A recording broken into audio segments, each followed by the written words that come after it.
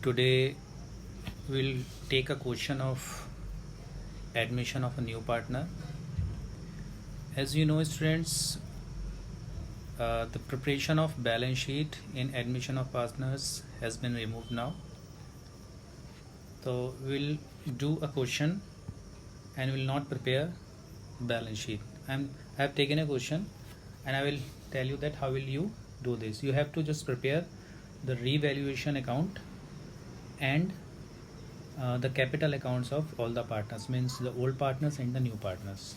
Okay, so I have taken a question. The question is, I have taken a very easy and simple question, and in the later stage we'll do some difficult questions. So I have taken this question that M and K were partners in a firm. Their balance sheet as at 31st March 2017 stood as follows. The balance sheet is given. This is the balance sheet of the old firm. This is the balance sheet of M and K, and some adjustments are given that they decided to admit R on the following terms, and the terms are: first, that machinery, building and furniture be depreciated by 5%. Next is a provision of 5% to be created for doubtful debts.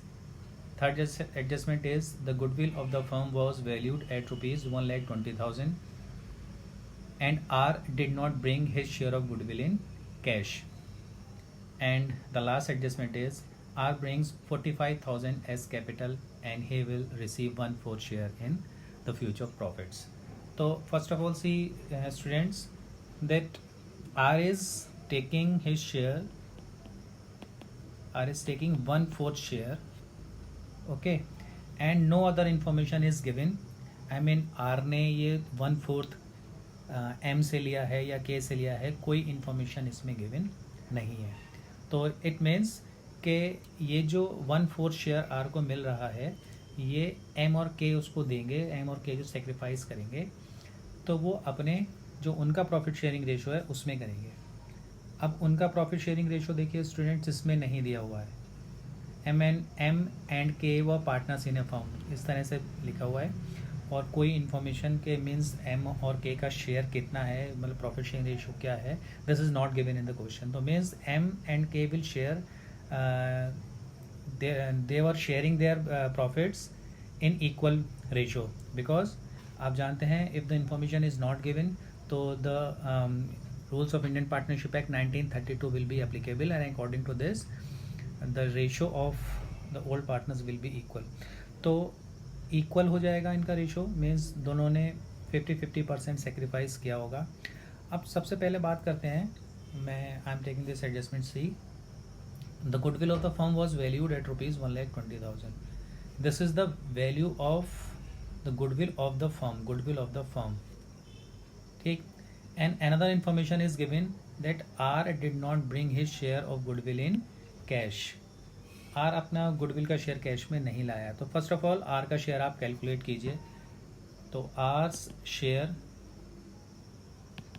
Is equal to 1,20,000 into 1/4 आप इसको करोगे तो 4 3 12,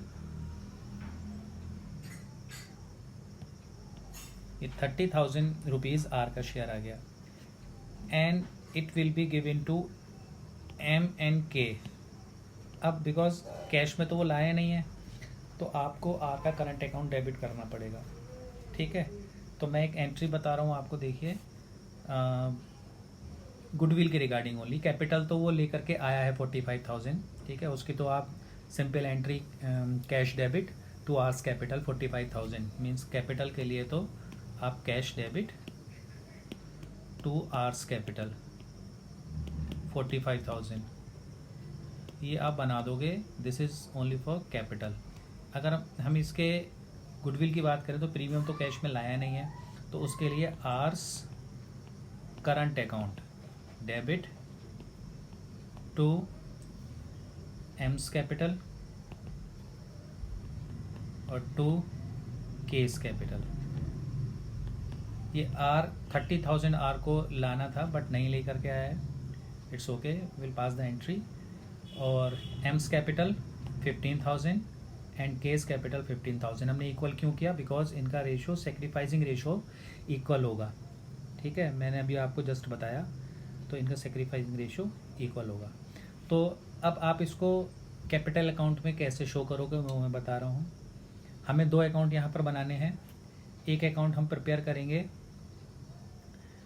revaluation account, और एक account हम prepare करेंगे capital account.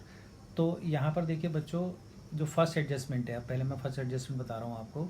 Machinery, building and furniture, इनको depreciate करना है 5% से, इनकी वैल्यू रिड्यूस करनी है 5% से। तो आप इनका 5% निकालेंगे। मशीनरी, इसकी जो बुक वैल्यू दी हुई है ये है 24,000।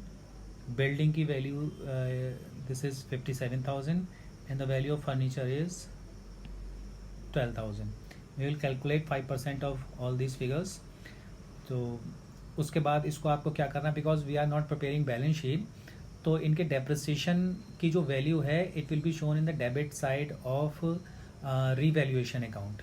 When you prepare revaluation account, मैं आपको दिखा रहा हूँ, रीवैल्यूएशन जब अकाउंट आप प्रिपेयर करोगे it will be shown in the debit side. ठीक, this is debit side and this is credit. तो यहाँ पर आप इनकी डेप्रिसिएशन की तीनों की वैल्यू यहाँ पर शो करोगे। ओके, देन डेप्रिसिएशन के बाद वैसे नेक्स्ट तो ये बैलेंस शीट में जाता है, हम बैलेंस शीट बना नहीं रहे। ओके, आप कंफ्यूज नहीं होइएगा। Next is a provision of 5% to be created in doubtful debts. Debtors की वैल्यू बच्चों दिस इज 30%। 5% अगर आप इसका कैलकुलेट करोगे तो 1500 आ जाएगा, और 1500 से डेटर्स की वैल्यू रिड्यूस करनी है, अनदर लॉस। ओके, और आप जानते हैं कि जितनी भी एसेट्स हमारी रिड्यूस होती हैं उसको हम इस साइड में लिखते हैं। तो यहाँ पर प्रोविजन भी आ जाएगा। मीन्स एक तो डेटर्स की अमाउंट, डेटर्स का जो प्रोविजन आप कर रहे हो, डेटर्स की वैल्यू आएगी, और ये 3 वैल्यू जो आएंगी यहाँ पर वो डेप की आएंगी। ओके, उसके बाद बच्चों 2 एडजस्टमेंट हो गई यहाँ पर। गुडविल के लिए हमने आपको बता ही दिया है, गुडविल की एडजस्टमेंट ये होगी, और इसको आप कैपिटल अकाउंट में कैसे शो करोगे गुडविल। अब यहाँ पर जो नेक्स्ट 2 एडजस्टमेंट है, ए और बी एडजस्टमेंट तो आपकी एसेट्स से रिलेटेड थी, और सी एंड डी एडजस्टमेंट्स जो हैं वो आपकी न्यू पार्टनर से रिलेटेड हैं। तो अब आप जब कैपिटल अकाउंट बनाओगे तीनों का, ए बी सी, तो कैपिटल अकाउंट में यहाँ पर इस जगह सी जो 45,000 कैपिटल लेकर आया है वो आएगा। आप यहाँ पर लिख दोगे by cash, sorry M and K हैं, M K and R, M K R हैं, आप इसे लिख लीजिए एम के आर।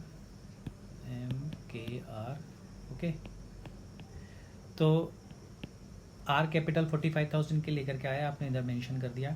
उसके बाद हम गुडविल की वैल्यू बात करते हैं। जो गुडविल ये कैश में नहीं लाया है तो उसकी हमें करंट अकाउंट में हमने उसको जब न्यू पार्टनर कैपिटल के अलावा जब कैपिटल तो लेकर के आया कैश में, गुडविल कैश में नहीं लाया है, तो उसके करंट अकाउंट से उसको हमें डेबिट करना पड़ेगा।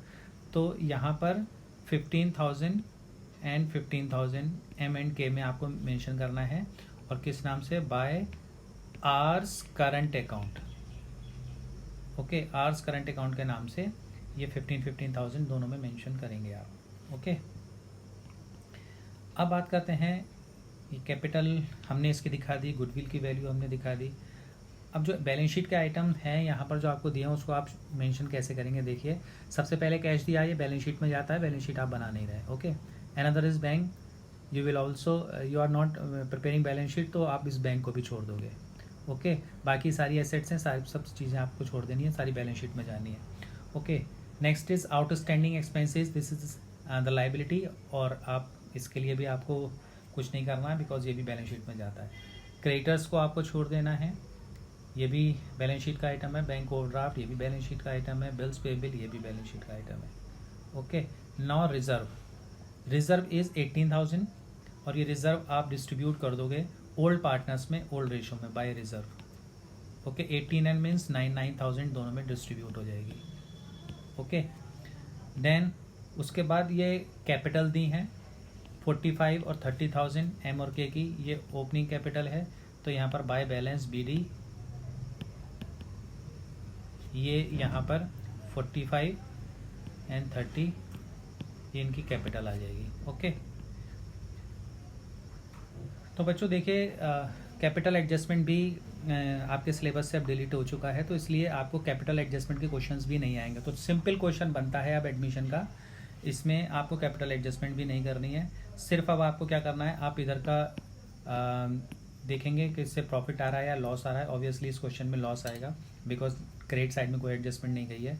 तो बाय M एंड K इन दोनों को आप लॉस डिस्ट्रीब्यूट करोगे, जो भी लॉस आएगा, और ये लॉस फिर आपका इस साइड में आएगा। ओके, टू रिवैल्यूएशन के नाम से लॉस आ जाएगा यहाँ पर, और फिर आप इस अकाउंट को क्लोज करके बैलेंस निकाल लोगे। ओके, बैलेंस यहाँ से टोटल करके बैलेंस निकालोगे, जो बचेगा उसे आप टू बैलेंस CD करके लिख देंगे।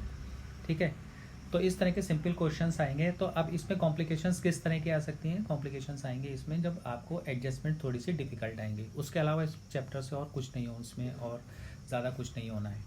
ओके, क्योंकि ज़्यादातर जो मेन हमारा कैपिटल एडजस्टमेंट का था वो भी इससे हट चुका है अब, और जो बैलेंस शीट का प्रिपरेशन थी वो भी अब इसमें से हट चुकी है।